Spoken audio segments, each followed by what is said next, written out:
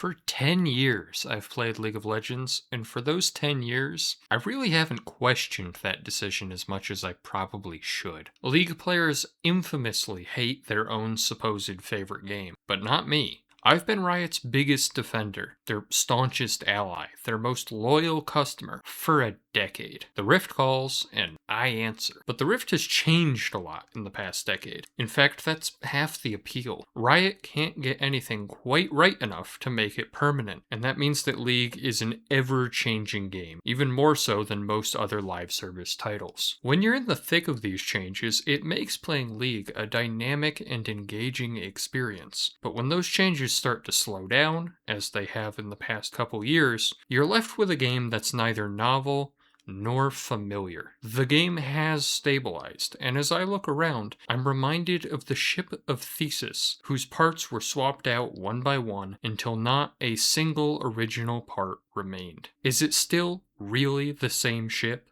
Is League the same game?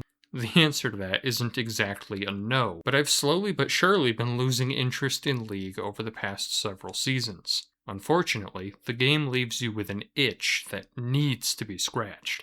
Some people call this an addiction, and in the absence of Riot's corrupting influence, it was only a matter of time until League's biggest rival came knocking. In the past several months, I've played more Dota than I'm willing to admit into a microphone, and today I want to talk to you about why Dota has me so invested. It makes sense to start with the big stuff, and in this case, I'm speaking literally because Dota's map is huge. On a surface level, both maps are extremely similar. They both have 3 lanes, they both have stretches of jungle between those lanes, and they even both have a river flowing down the middle. But Dota's map absolutely dwarfs Summoner's Rift. Yes, there are the same number of lanes and the same number of towers, but Dota's map has about 30 jungle camps to League's 14, and the lanes themselves are much longer, which becomes obvious when you look at the large gaps between towers in comparison to League's borderline overlapping tower ranges. The playable surface area of Dota's map is further increased by critical differences in the way each respective game handles terrain. For all intents and purposes, anything that isn't the ground in League of Legends can be considered out of bounds. Walls can be dashed through or jumped over by many champions, but elevated terrain cannot be warded, climbed onto, or really interacted with in any other meaningful way. But in Dota, elevation changes are a central part of gameplay. The map is absolutely covered with hills, stairs, and ramps of all kinds, and fighting from high ground gives you a massive advantage, both because you gain evasion from targets hitting you from lower elevation, and because by default, characters on lower elevation cannot see up a hill, but characters on higher elevation do have vision down the hill. This feature is part of a fairly robust vision system in which wards use line of sight logic to determine their vision radius, further incentivizing control of the high ground and especially incentivizing these highly contested warding spots across the map. But the line of sight system doesn't apply only to elevation, it also applies to trees, which in Dota cover the map. League also has trees, but they're a purely cosmetic part of the map. They're typically used as window dressing for walls and other uninteractable terrain elements. In Dota, trees are fully interactable game objects. They're independent from one another, and depending on who you're playing, they're fully destructible, grappleable, climbable, even throwable. Trees function similarly to bushes in League in that they obstruct vision, providing opportunities to juke your opponents, but instead of literally making the people inside them invisible to people that aren't also inside the bush, they just block line of sight while you escape, provided that they aren't chopped down before you can TP out. Speaking of teleporting out, I don't actually want to talk about items as a whole just yet, but I do briefly want to discuss some of the universal options available to all players, in order to paint a more complete picture of how map design impacts gameplay. It's not difficult to see how a larger map with more room to farm could slow games down to a crawl. but in practice, Dota's potent arsenal of playmaking tools do a fairly good job of keeping the game moving. Teleportation scrolls are available in place of League's universal teleport back to Fountain, instead allowing you to TP to any of your team's structures on the map on a mere 80-second cooldown for the low cost of just 100 gold per use. You also get a free one at the start of each game and every time you die,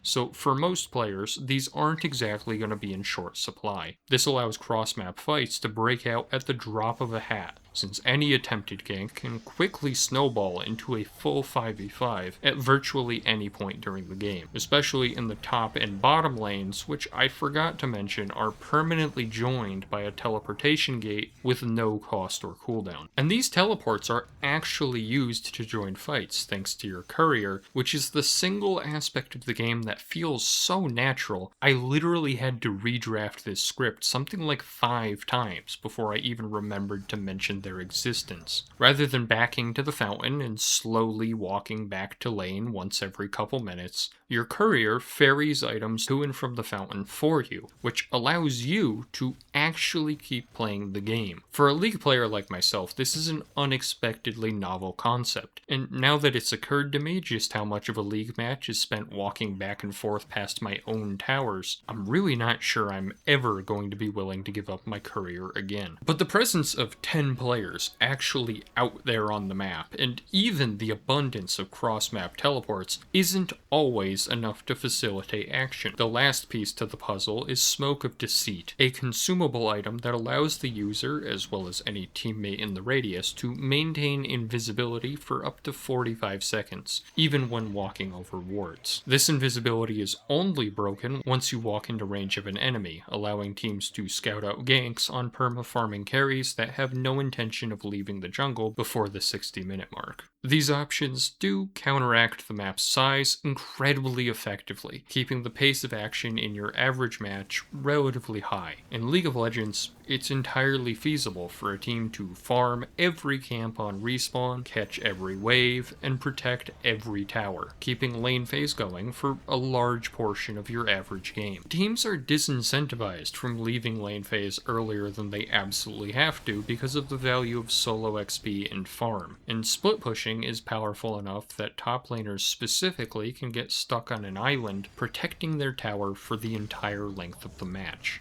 Dota at least partially solves these problems by making the map too big to cover completely. The amount of resources on the map at any given time, whether that's waves, camps, or the multitude of small contestable objectives I haven't mentioned, like runes, lotus petals, and wisdom shrines, means that there's always going to be a play to make. The map size encourages teams to group early on in the game to prevent getting picked off, which in turn encourages skirmishing from a very early point. That's not to say that Dota doesn't feature its share of power farming. On the contrary, power farming heroes are often so powerful that their existence also reinforces the need to constantly skirmish as teams attempt to draw attention away from their late game win condition. In case you haven't noticed, the bulk of what I have to say about Dota so far is immensely positive. But before we move on to talking about positions, we have to talk about what Dota's map gets wrong, at least from my perspective. If it hasn't been mentioned before, even with the constant action, Dota games can run quite long, and in many cases the blame can be placed squarely on this small hill, which elevates both bases above the rest of the map. All of the issues and difficulties associated with pushing into high ground are eventually unavoidable if you have any interest whatsoever in the game ever ending, and especially in lower elos, even relatively one-sided games can quickly devolve into 30 minutes of jungling simply because the winning team isn't coordinated enough to push high ground, despite being far too fed to ever lose fights otherwise. Even in League, which has no elevation system, breaking the base can be a big hurdle, and as a result, League has several failsafes in place designed to ensure a timely end to the match. Baron Nashor, League's cleverly named version of Roshan, gives a massive buff to minion waves that makes pushing towers much easier, allowing teams to often push all 3 waves in at once, and then essentially just watch the opponent bleed out from an inability to match in multiple multiple lanes. And if that somehow isn't enough, Elder Dragon, another late game objective, gives a massive burn effect and genuinely broken execute to the team who secures it, essentially guaranteeing a quick teamfight win immediately followed by an even quicker end to the game. In their own way, Dota's neutral objectives are strong, but they aren't idiot-proof in quite the same way. Roshan's Aegis, which for League players is essentially just a better one-time use Guardian Angel, does give the holder a hefty advantage in teamfights, but Dota's buyback system, which is accessible to everyone, allows you to instantly respawn for a hefty fee, which in turn allows the losing team to also get right back in the fight just as easily, provided you're fighting in their base and they have the presence of mind to keep some gold in reserve. The other neutral objective, Tormentor, gives a kind of nice ability upgrade to one player permanently, but this ability upgrade can also just be bought for 1400 gold without having to wrangle the entire team into the distant corner of the map that Valve has chosen to hide Tormentor in, and as a result, I've literally seen the objective taken in maybe 5 to 10 of my hundreds of games. The lack of truly idiot-proof game-ending objectives past the 40 to 45 minute mark means that especially in lower elos, which is where I'm playing, 50, 60 to 70 minute stalemates are infinitely more common than they are in League. None of this, even the elevation change, would be nearly as much of an issue if towers functioned the same as they did in League.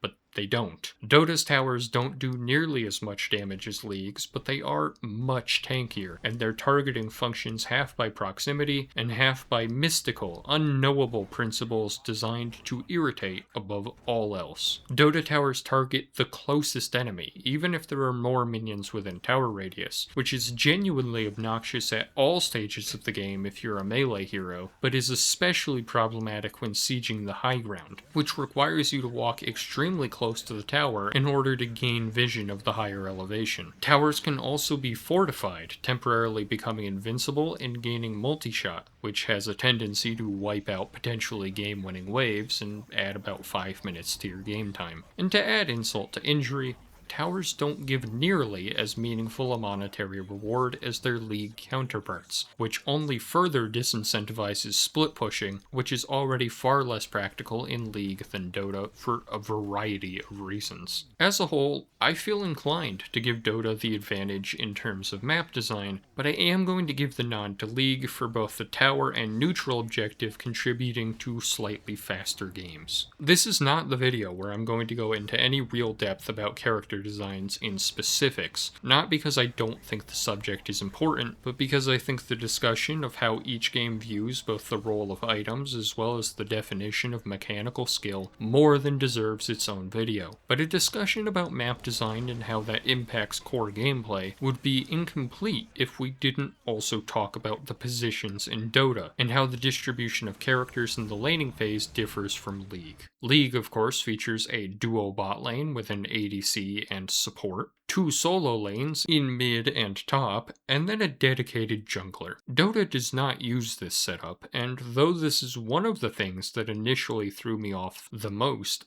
I've begun to see some clear advantages in the way that Dota handles positions. The first, and arguably most important difference, is the lack of a dedicated jungler. If you're a League player who's ever forgotten to buy items at the beginning of a jungle game, you'll know that clearing camps without a jungle item is wildly impractical. Jungle items give bonus XP for clearing camps, they give bonus regen while you're standing in the jungle, and they dramatically boost your damage output against neutral camps across the board. They're absolutely mandatory for every single jungler in the game, but Dota doesn't have them, and as a result, jungling is wildly impractical for the vast majority of characters in the early game. Instead, both top and bot lanes are duo lanes, which fascinatingly seems to solve a number of the problems Riot Games has been wrestling with for the past couple years, especially in higher levels of play. Specifically, Riot is at war with the concept of lane swapping, in which top laners are forced to lane against the duo lane so that each team's duo lane can free farm more easily. Riot's attempts to discourage this optimization have been so remarkably unsuccessful that they've literally begun to strong-arm players into walking to their assigned lanes by reducing gold accumulation for any player that's detected on the wrong side of the map at the beginning of the game. This is an amateurish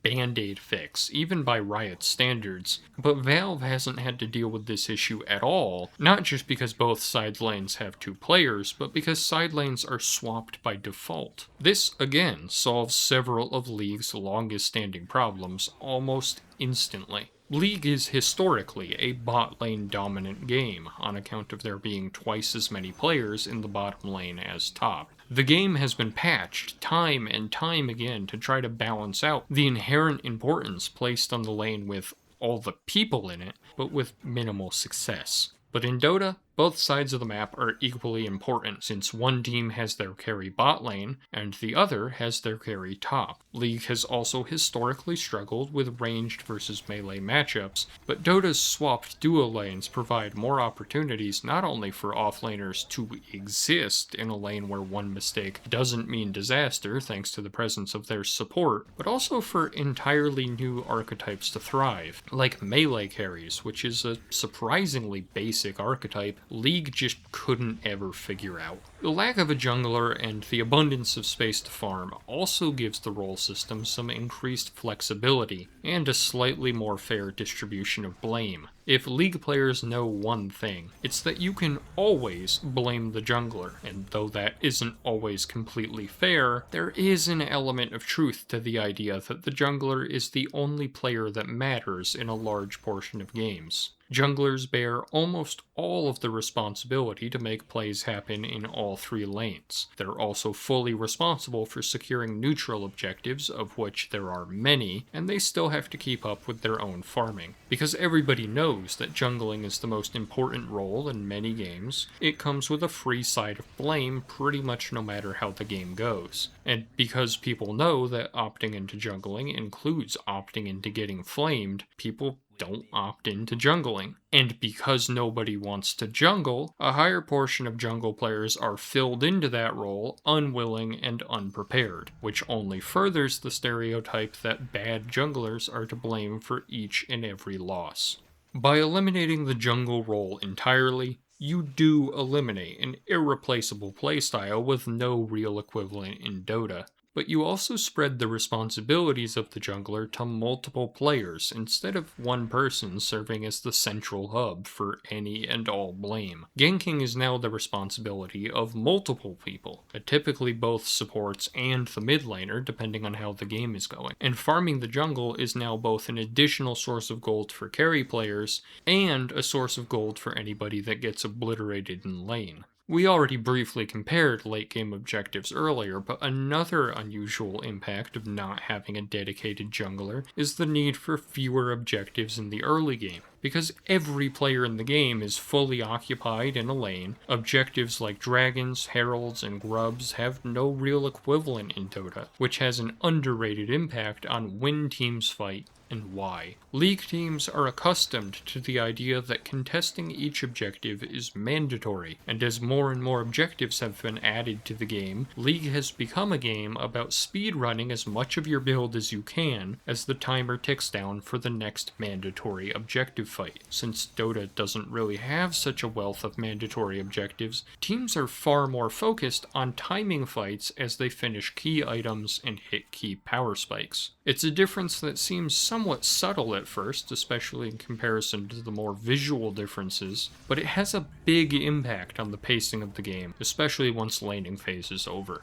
Speaking of laning phase, I did kinda skip over that entire aspect of the game outside of mentioning how many players went to each lane. So even though this video is running more than a bit long, I do want to briefly talk about some of the laning mechanics that allow these more flexible role systems to breathe a little bit, because while the presence of a support in each lane certainly helps certain types of characters find their place in the meta, lane interactions are defined in a much bigger way by the presence of lane mechanics League simply doesn't have. It's been a long time since Dota was relevant enough to your average League player that you heard about it with any regularity, which again is a subject for another day. But back in the day when Dota was still viewed as a serious competitor to League by League players, the one thing that everybody wanted to talk about was the fact that in Dota, you could kill your own minions.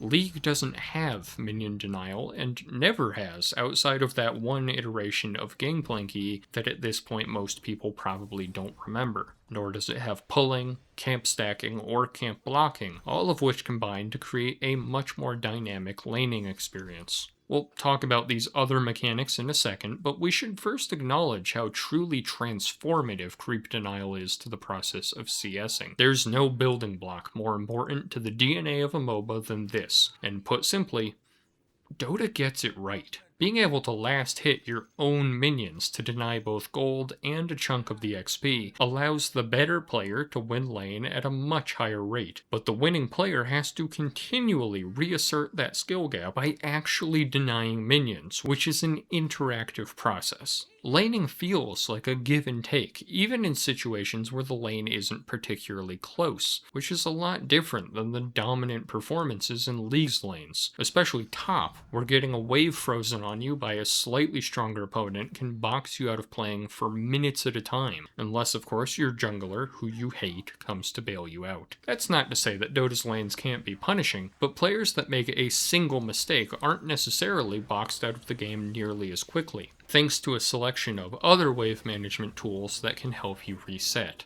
If your opponents have the wave too far up for you to contest, you're not subject to the whims of your jungler, you just go pull a jungle camp up to your wave, provoking a fight that will both halt and weaken your wave enough to break the freeze. If you see your opponents breaking this freeze using this method too often, you have the option to go block that camp from spawning, usually either by standing in the camp's radius as it's about to spawn, or by placing a ward there. And if you see that your opponent isn't bothering to block camps, you can then in turn stack the camp by drawing it outside of its spawn radius as it's set to respawn so that it registers as empty and stacks a second camp on top of the first. It's all this huge game of rock, paper, scissors, but above all else, it's interactive in a way that League sometimes isn't. Over the years, League has made itself effectively idiot-proof, but many of these simplifications have, in the long run, merely removed sources of interaction in favor of a slightly more railroaded experience. This serves to avoid worst-case scenarios where games go to 80 minutes or you fail to get a single CS because some guy is denying absolutely everything as sniper, but it also opens the door to brand new problems as League players stubbornly optimize a game that was never designed for things like wave manipulation. I'm still far from a League hater, but I just can't deny how satisfying it's been to swap over to Dota. And not only that, it's been weirdly nostalgic. More than anything else, Dota 2 reminds me of how League used to be. I'm finding myself returning to playstyles that got patched out of League years ago, and playing character archetypes that went the way of the dinosaur.